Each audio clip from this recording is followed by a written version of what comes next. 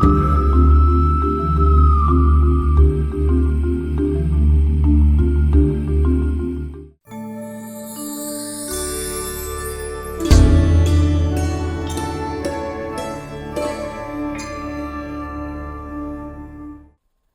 सभी को नववर्ष की हार्दिक शुभकामनाएं। मैं निधि शिमाली आपके अपने इस सोशल मीडिया परिवार में आप सभी का स्वागत करती हूं।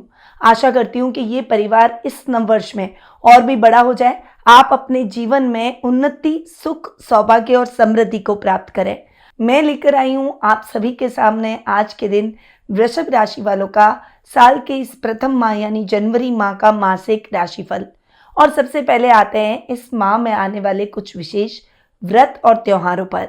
तो पुत्रदा एकादशी 10 जनवरी को मनाई जाएगी। वहीं पौष पूर्णिमा 13 जनवरी को आ रही है। लोहड़ी का पर्व भी 13 जनवरी को ही बड़ी धूमधाम से मनाया जाएगा। मकर संक्रांति 14 जनवरी को मनाई जाएगी। पोंगल आ रहा है 14 जनवरी 2025।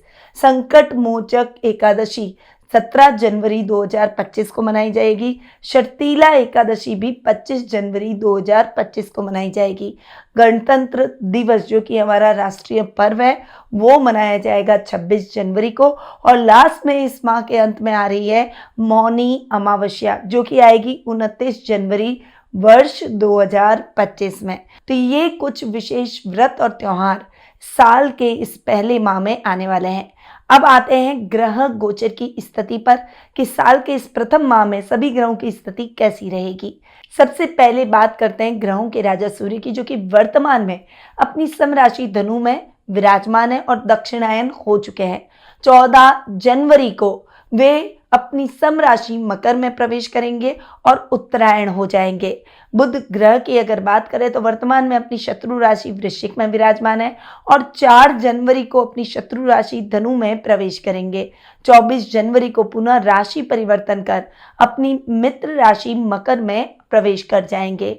मंगल ग्रह की अगर बात करें तो वर्तमान में अपनी नीच की राशि कर्क में विराजमान है और 21 जनवरी को अपनी अति शत्रु राशि मिथुन में पश्चगामी होकर यानी वक्री होकर विराजमान हो जाएंगे। गुरु ग्रह की बात करें तो इस पूरे माह वे अपनी सम राशि वृषभ में ही विराजमान रहेंगे। आपके राशि स्वामी शुक्र की बात करें तो वर्तमान में अपनी सम राशि कुंभ में विराजमान है और 28 जनवरी को अपनी उच्च की राशि मीन में प्रवेश कर जाएंगे। शनि ग्रह की बात करें तो पूरे माह अपनी खुद की राशि कुंभ में स्वग्रही होकर विराजमान रहेंगे और राहु और केतु साल के इस प्रथम माह में अपनी सम राशियां मीन और कन्या में विराजमान रहने वाले हैं। तो ये हुई इस माह की ग्रह गोचर की स्थिति। अब आ जाते हैं इस माह के वृषभ राशि वालों के मासिक राशिफल पर। और सबसे पहले मैं आपको बता देती हूँ कि वार्षिक राशिफल 2025 आपकी राशि के हिसाब से मैंने अपने इस चैनल पर अपलोड कर दिया है, जिसे आप प्लेलिस्ट में जाकर अपनी राशि के अनुसार देख सकते हैं और उसके बाद अपने इस साल की फाइनेंशियल प्लानिंग कर सकते हैं ताकि आप उस प्लानिंग में सक्सेसफुल हो सके। और इस वीडियो के नीचे डिस्क्रिप्शन में भी उसके लिंक दिए गए हैं, वहां जाकर भी आप क्लिक कर सकते हैं।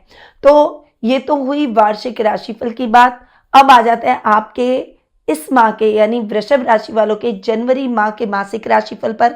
और सबसे पहले मैं आपको बता दूं कि ये जो मैं आपको राशिफल दे रही हूँ ये चंद्र गणनाओं पर आधारित है और आप इसे अपनी राशि और लग्न दोनों के हिसाब से देख सकते हैं। तो सबसे पहले आपके राशि स्वामी की बात करते हैं।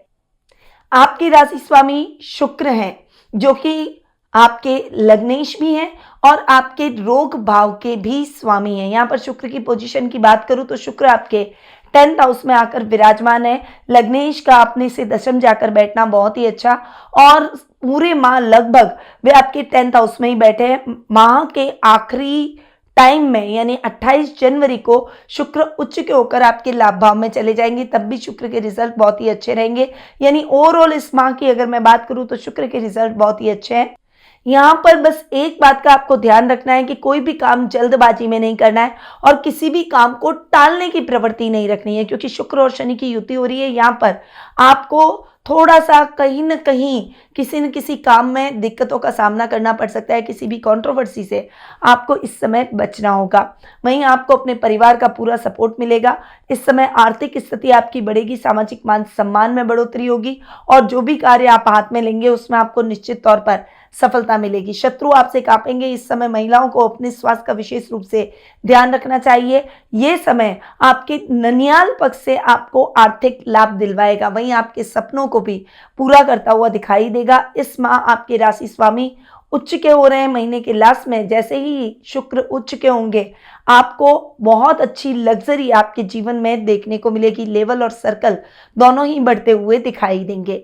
तो ये तो हुई आपके राशि स्वामी और रोग भाव के स्वामी की बात। अब आते हैं आपके द्वितीय भाव पर।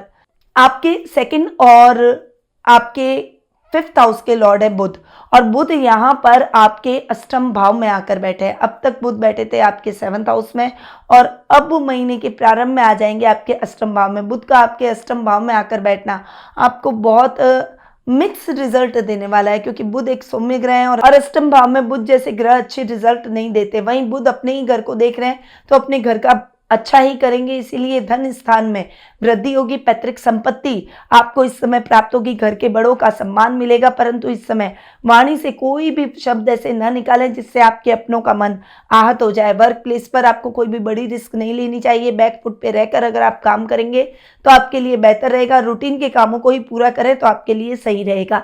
इस समय आपके घर की महिलाएं आपसे प्रसन्नचित नजर आएगी। घर में मांगलिक कार्यक्रमों की रूपरेखा भी रखी जा सकती है। अब बुध चूंकि आपके फिफ्थ हाउस के लॉर्ड है, फिफ्थ हाउस का लॉर्ड अपने से चतुर्थ जाकर बैठेगा। यहाँ पर बुध का अपने से चतुर्थ जाकर बैठना आपके लिए इतने अच्छे रिजल्ट लेकर आने वाला नहीं है। करियर को लेकर थोड़ा सा फ्लक्चुएशन आपको झेलना पड़ सकता है। वैसे भी फिफ्थ हाउस में केतु बैठे तो वो करियर को लेकर थोड़ा सा फ्लक्चुएशन जरूर देंगे। इस समय स्थान परिवर्तन के योग बने हुए हैं, अनचाही ट्रांसफर के योग भी बने हुए हैं। इस समय आपको बैंकिंग सेक्टर में अगर ट्राई करना है तो थोड़ा सा स्ट्रगल करना पड़ सकता है। लोन की समस्या उत्पन्न हो सकती है, कर्ज की स्थितियां आपके ऊपर बढ़ सकती है। करियर को लेकर जो भी ऑप्शन आपने अपने लिए चूज किए हैं उसमें आपको बहुत ज़्यादा मेहनत की आवश्यकता है। आप थोड़ी सी अधिक मेहनत करेंगे तभी आपके लिए परिणाम फेवरेबल रहेंगे।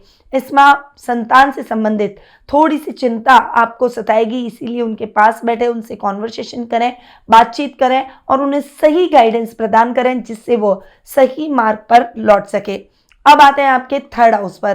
थर्ड हाउस के लॉर्ड है चंद्रमा, जो कि हर 2.5 दिन में फ्लक्चुएट होते हैं और उतार चढ़ाव वाली स्थिति बताते हैं, परंतु थर्ड हाउस में मंगल नीच के होकर बैठे हैं और 21 जनवरी तक यहीं रहने वाले हैं। यहाँ पर मंगल की स्थिति की अगर मैं बात करूं तो वो आपको अग्रेशन और गुस्सा दिला सकते हैं। इस समय छोटे भाई बहनों के साथ प्रॉपर्टी संबंधी मतभेद हो सकते हैं, किसी भी नेगेटिव कॉन्ट्रोवर्सी का शिकार आप हो सकते हैं। राजनीति में भी आपको संभल कर रहने की आवश्यकता है। कोई भी कार्य ऐसा ना करें जिससे बनते काम आपके बिगड़ जाएं।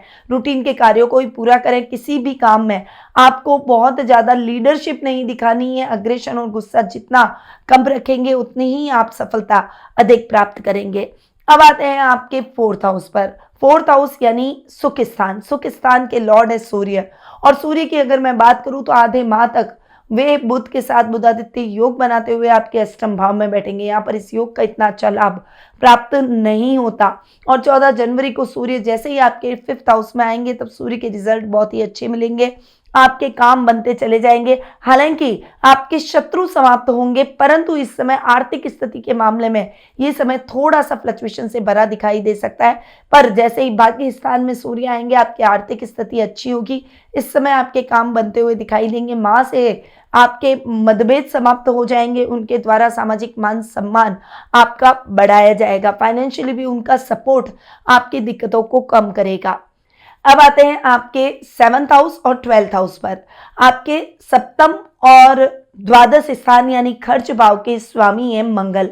यहाँ पर मंगल की स्थिति पर आऊं तो मंगल 21 जनवरी तक आपके थर्ड हाउस के अंदर नीच के होकर विराजमान है और 21 जनवरी को मंगल पश्चिगामी हो जाएंगे यानी वक्री हो जाएंगे और आपके द्वितीय भाव में आ जाएंगे। यहाँ पर बैठकर मंगल थोड़े से बेटर रिजल्ट देते हुए दिखाई देंगे, क्योंकि वक्री अवस्था के अंदर आपको विदेशों से बहुत अच्छी अपॉर्चुनिटी मिलेगी। टेक्निकल फील्ड में चल रहे अटकाव की स्थितियां खत्म हो जाएगी। बड़ी बड़ी मशीनरी का काम आप कर सकेंगे। अपने काम को बढ़ाने का प्रयास आप करते हुए दिखाई देंगे। बिजनेस आपका अच्छा चलेगा।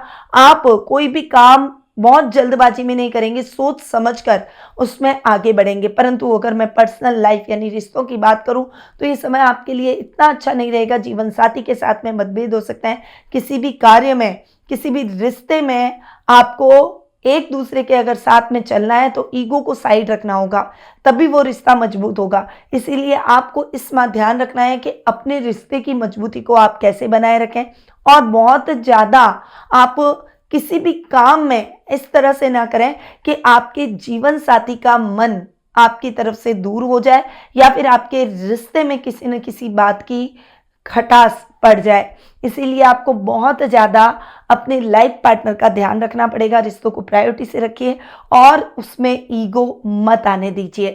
तो मंगल आपको इस माह थोड़ा सा केयरफुल होने के लिए उत्तेजित कर रहे हैं, अग्रसर कर रहे हैं। इसीलिए आपको ध्यान रखना है कि स्ट्रेट फॉरवर्ड नहीं होना है, आलस्य को त्याग देना है और कर्म प्रधान बनना है।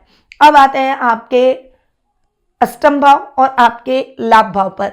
आपके अष्टमेश और लाभेश दोनों ही गुरु हैं और गुरु आपकी राशि में बैठे हैं यानी लग्न में बैठे हैं। यहाँ पर गुरु बैठकर थोड़ा सा आपको मैच्योर बना रहे हैं। परंतु अष्टम भाव के हिसाब से और अगर लाभ भाव के हिसाब से देखूं तो दोनों हिसाब से गुरु के रिजल्ट आपको बहुत ही अच्छे मिलेंगे।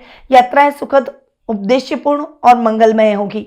यहाँ पर आपके गुप्त शत्रु समाप्त होते हुए दिखाई देंगे। आप कोई भी काम जल्दबाजी में नहीं करेंगे। इस समय जो भी काम आप अपने हाथ में लेंगे उसमें सफलता मिलेगी। ससुराल वालों का पूरा सपोर्ट मिलता हुआ दिखाई देगा। लाभ की स्थितियां उत्तम रहेगी। अचानक धन लाभ के योग बनेंगे। अगर आपने किसी को उधार दे रखा है तो वो व्यक्ति आपका उधार चुका कर जाएगा।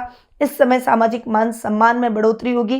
काम में कुछ नया मोड़ आपके द्वारा नया टर्न लिया जा सकता है और ये टर्न आपके लिए बहुत ही पॉजिटिव निकलेगा। बस सोच समझकर टर्न लीजिएगा। कोई भी काम जल्दबाजी में आपको नहीं करना है। अब आते हैं आपकी कुंडली के योग कारक ग्रह पर। ग्रह गोचर की स्थिति में शनि आपके लिए 9th और 10th हाउस के लॉर्ड हैं, यानी आपके लिए योग कारक ग्रह हैं और शनि आपके 10th हाउस में शश नामक महापुरुष योग बनाकर बैठे हैं। यहाँ पर शुक्र के साथ में शनि है। शनि की स्थिति बहुत ही पावरफुल है। इस समय आप जो भी काम अपने हाथ में लेंगे आपको निश्चित तौर पर सफलता मिलेगी। इस समय आप अपनी इच्छाओं को भी पूरा कर पाएंगे। अपनी फैमिली का भी आप पूरा ख्याल रखेंगे। उनके साथ भी आप अच्छा और क्वालिटी टाइम बिताएंगे। इस समय लक फैक्टर आपका साथ देगा और इस समय आप जो भी काम अपने हाथ में लेंगे उसमें सफलता मिलेगी। अधूरे कार्य भी आपके पूरे होते हुए दिखाई देंगे। तो ये है वृषभ राशि वालों का जनवरी माह का मासिक राशिफल।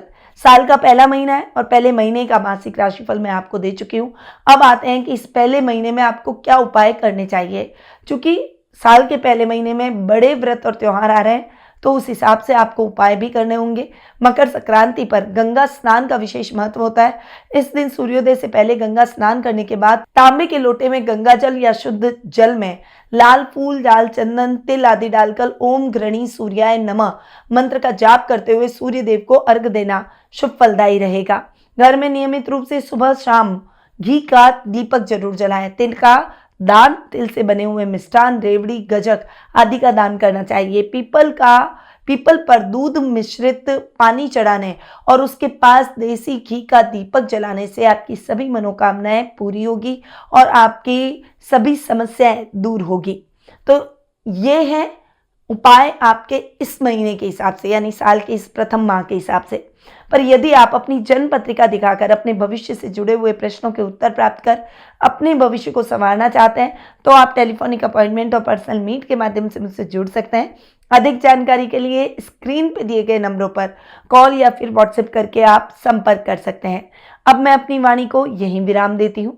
स्वस्थ रहिए, व्यस्त रहिए, मस्त रहिए और हमेशा मुस्कुराते रहिए। जय श्री राधे कृष्णा। गुरुमां निधि श्रीमाली एक प्रसिद्ध ज्योतिषाचार्य हैं।